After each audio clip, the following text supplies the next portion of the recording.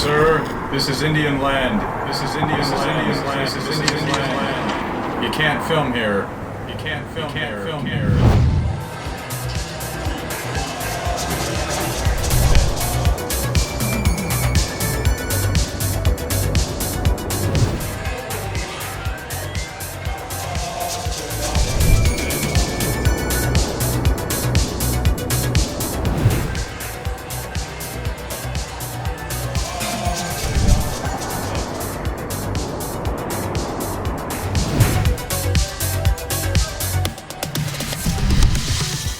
This is the Agua Caliente Resort Casino in Rancho Mirage, and it is owned by the Agua Caliente Band of Cahuilla Indians. My experience began with a nearly 100-mile drive to the Agua Caliente Casino Resort. Come along to learn about the casino resort itself, Agua Caliente history and culture, and a little bit about my own thoughts and experiences. The resort is located in the city of Rancho Mirage. Rancho Mirage is located about 10 miles from Palm Springs and 115 miles from Los Angeles. Wind turbines. Not only does the San Gorgonio Pass wind farm look really cool, it symbolizes the power of this land. Rancho Mirage became a desert playground for the rich and famous, but it was Indian land for many thousands of years before the celebrities came. By the way, I originally got the idea for this video when I was coming back from the Salton Sea. I went to the Rancho Mirage Library and Observatory before the casino, and I got this footage of Rancho Mirage as I drove through town.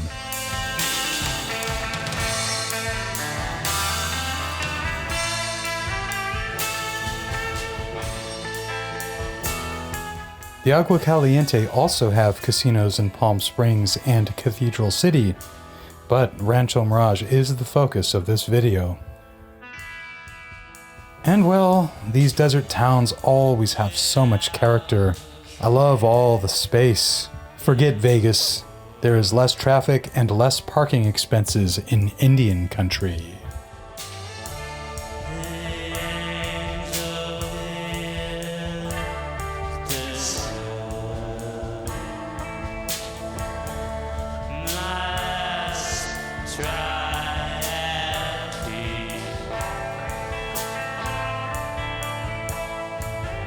I finally arrived at the casino just in time for golden hour. Like all Indian casinos, I was pleased with the epic parking structure and parking lots.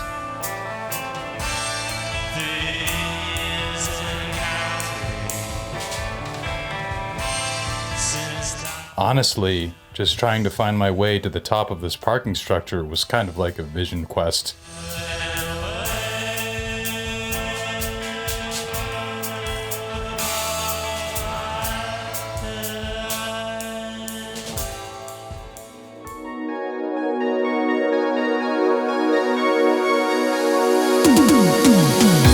So, get this, right after I parked, I launched the drone from the parking structure, and I got some decent shots. But there was just too much interference for a smooth flight. So I landed the drone and rushed down from the parking structure and made my way across the street and walked about 75 yards into the desert across from the hotel. Here I could be away from traffic and have a good launching area. The second flight was way better. But was it too good to be true? Eventually, this man approached me and says, "You can't film here, this is Indian land." And I immediately apologized. But then he said, "Just effing with you." And I felt relieved, but man, he really went out of his way for that joke. After the drone flight, I walked back to the car to get to my camera and walk around to get more footage. Amazingly, I just learned about this place last year. So fun to check this place out for the first time.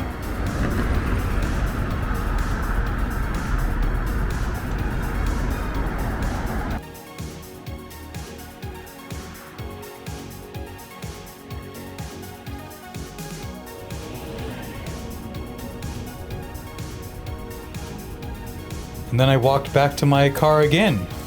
Overall, before entering the casino, I probably made at least 3 trips between my car and the ground level.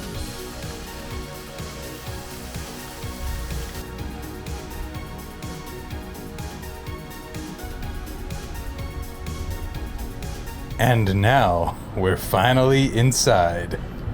This place is a AAA 4-diamond property, and it was ranked by USA Today as a top 10 casino outside of Las Vegas. But before we go any further, let's get to the history, because before all this,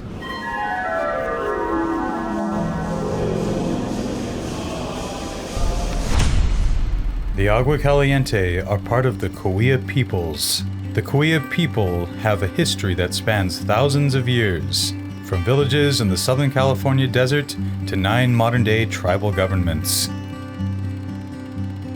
Archaeologists believe the Agua Caliente people go back roughly 5,000 years.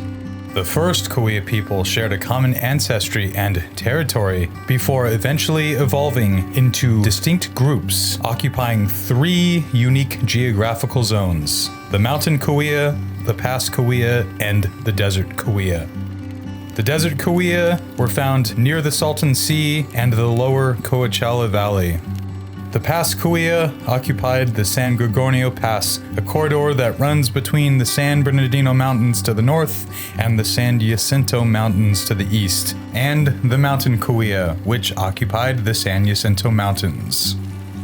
While the Cahuilla were divided by their geography, they were united by shared traditions and beliefs.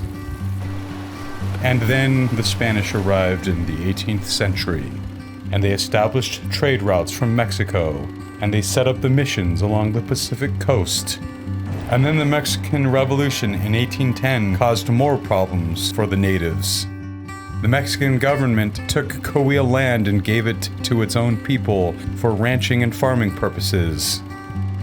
In 1830, President Andrew Jackson signed the Indian Removal Act, which was the start of the federal government's official removal of the native peoples. By the 1840s, the United States had more or less conquered Southern California, and waves of new settlers came into the area and took even more Indian land, streams, and resources. Then, in the 1870s, the Indian Rights Association emerged in response to the rising conflict over land and rights between Native Americans and non-Native Americans. From 1875 to 1877, the U.S. government established the first reservations for Cahuilla Indians, one of which was the Agua Caliente Indian Reservation. However, with the reservations came an existential threat to the Agua Caliente culture and identity.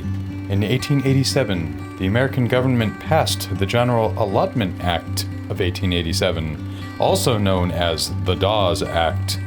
The law allowed reservation land to be divided and given to individual tribal members who agreed to separate themselves from their tribe and were in return granted U.S. citizenship. Native American children were sent to government schools to learn English, and traditional Indian spiritual practices were banned as a result of these forced assimilation policies. And the Cahuilla weren't allowed to govern their own people. It would be nearly 4 decades before the Cahuilla gained some control over their land and culture. The Indian Reorganization Act of 1934 terminated the General Allotment Act and repealed forced assimilation measures if adopted by a tribe. This led to division, in which some tribal members had grown comfortable with their status quo federal allotments, and they sought separation from the tribe. Others wanted to put an end to the federal allotments once and for all. In the big picture, over the next few decades, tribal members did gain increasing access to healthcare, education, and job opportunities, in spite of an overall lack of financial success as a people. And then there were a series of laws that led to the development and protection of tribal culture and business. In 1972, the Indian Education Act.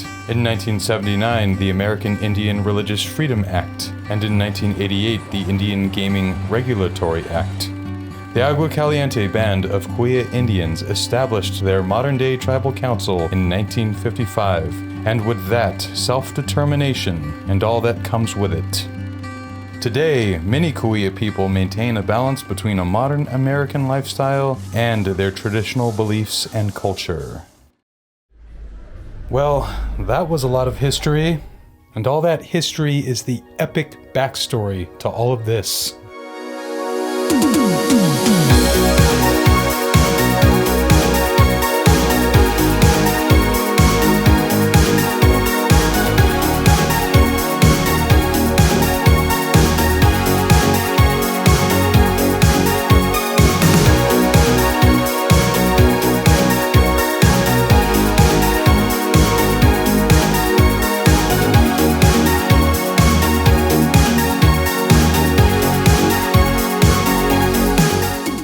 And this is a AAA 4-diamond resort. But what does that even mean? According to AAA, a 4-diamond hotel is refined and stylish, providing an upscale atmosphere and extensive amenities for a special occasion. Well, as you can see, I came here during the holiday season, and I definitely made some AAA 4-diamond memories. The registration desk area was quite elegant. Seriously, this desk is your gateway to 340 rooms and suites. There are 550 square foot deluxe rooms. There are 1,100 square foot executive suites. And there are 1,650 square foot presidential suites. But honestly, I was dazzled just being downstairs on the casino floor.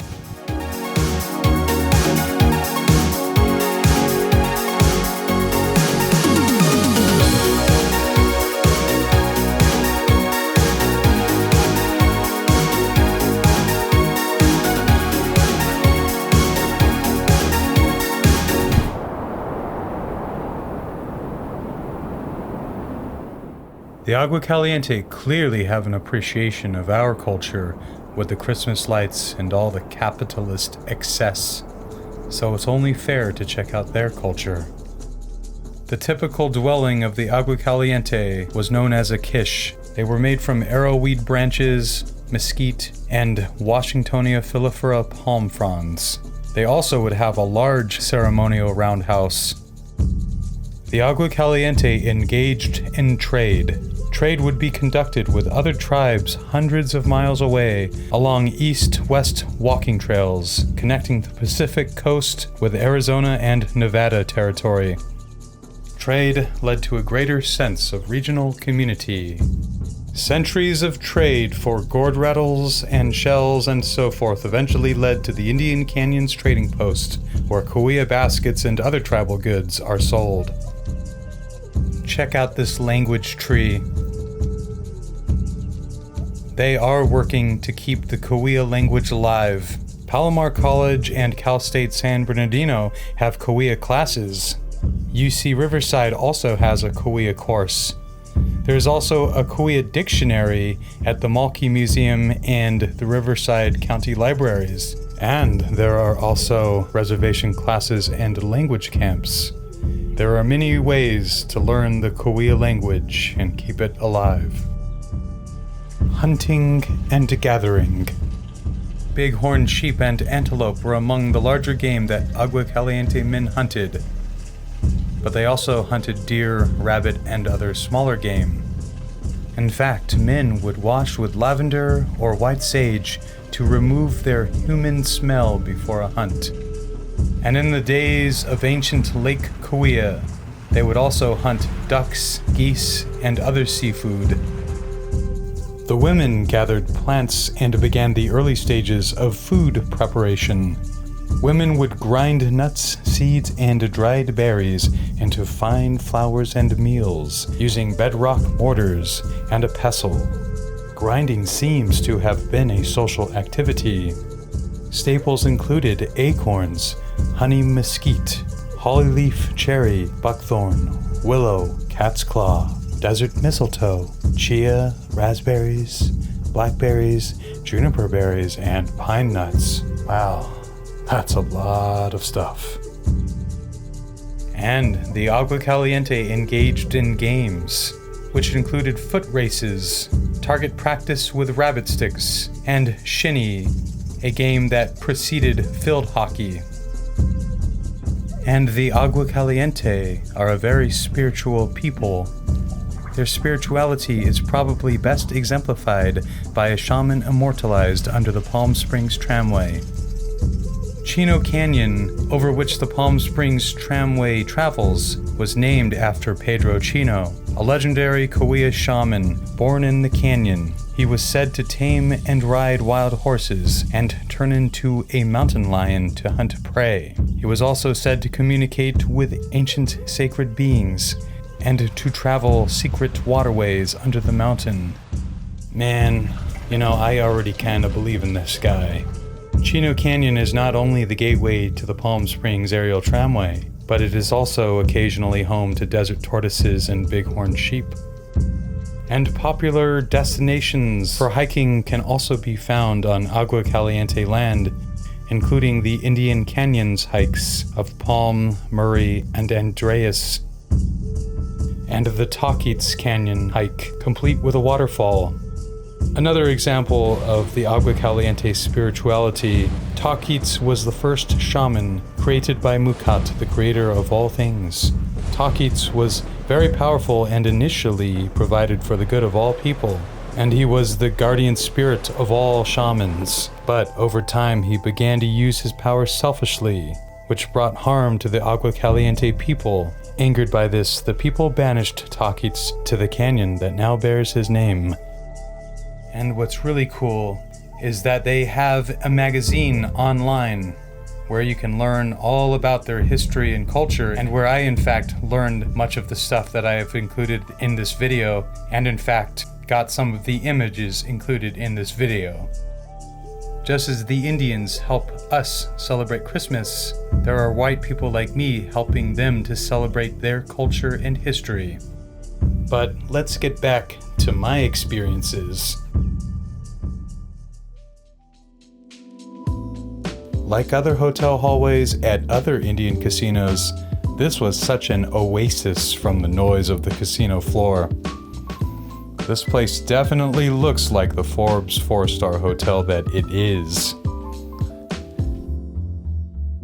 And the Cahuilla Ballroom is down this hallway, and it is the kind of place that gets my imagination going.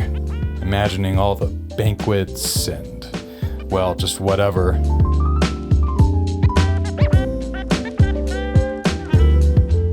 There is also an outdoor event lawn, which I didn't get to see, but it came up in my research, and that sounds pretty cool too.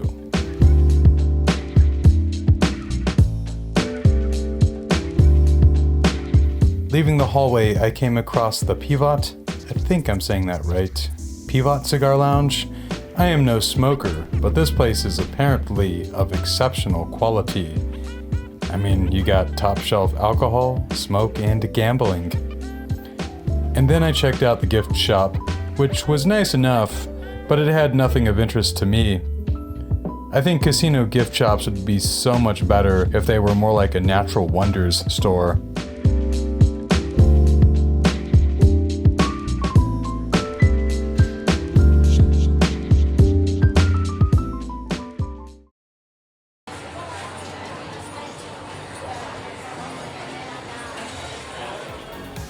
Yeah, this casino has a really cool color scheme.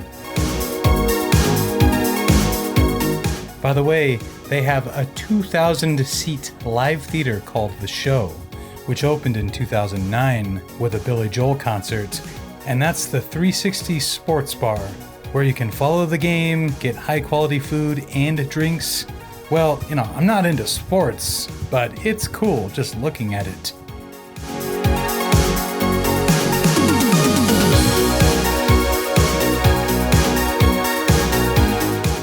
Then, of course, I had to get their version of a Frappuccino. This was my contribution to their business, as it was the only thing that I bought, well, at least inside the casino.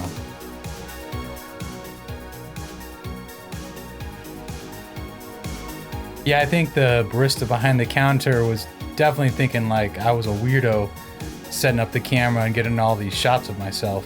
But you gotta do what you gotta do. And I had the place to myself, so why not switch seats? Across from Agua Caliente is the Steakhouse, a multi-award-winning elevated dining experience that boasts a Sunday brunch. However, there is no buffet, in the whole casino that is, which is the biggest drawback of this place. Well, my time at this casino was running down as I had to get to Fantasy Springs next, but there's still a little more to come. My last stop was the epic Agua Caliente fuel service station. As per usual, I got an energy drink for the road, specifically for my drive to Fantasy Springs. This station opened in 2021, so it is relatively new. And this time, security did approach me and ask me to stop filming for real. This was the perfect end to my Agua Caliente trip. Last but not least, have a listen to the Agua Caliente bird singers. Bird songs are a way to share history, culture, stories, and language. The rhythms are created with gourd rattles filled with dried palm seeds.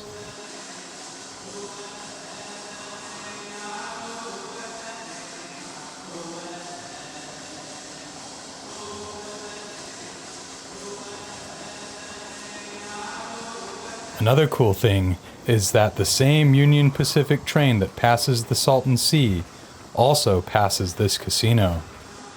Mukat gave life and creative genius to the Cahuilla, but he also gave death, sickness, and frustration. Since the beginning, hardship and struggle have been woven together with beauty and peace. And as always, today's Cahuilla have emerged from years of hardship and must continue to reconcile early traditions with modern ways. With tribal sovereignty and governing bodies, they can now act as stewards of their future. As a result, they finally get to write their own story. Perhaps the most important part about the Cahuilla story is that it hasn't ended. It's still being created and shared. Through the telling and retelling of their past, the Cahuilla have their own eternal story, one that can never be erased or forgotten.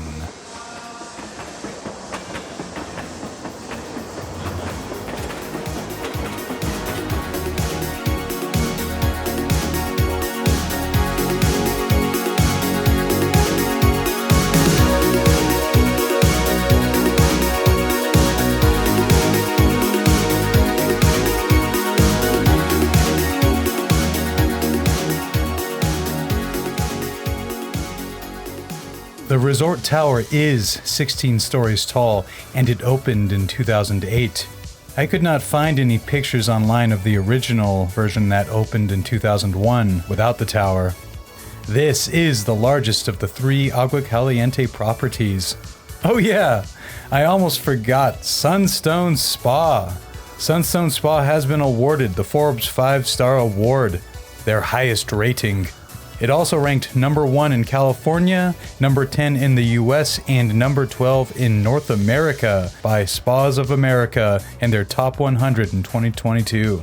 Yeah, this was worth the drive back through the canyon, in the rain, in the dark. If you enjoyed this video, please subscribe in the spirit of self-reliance and hit the thumbs up.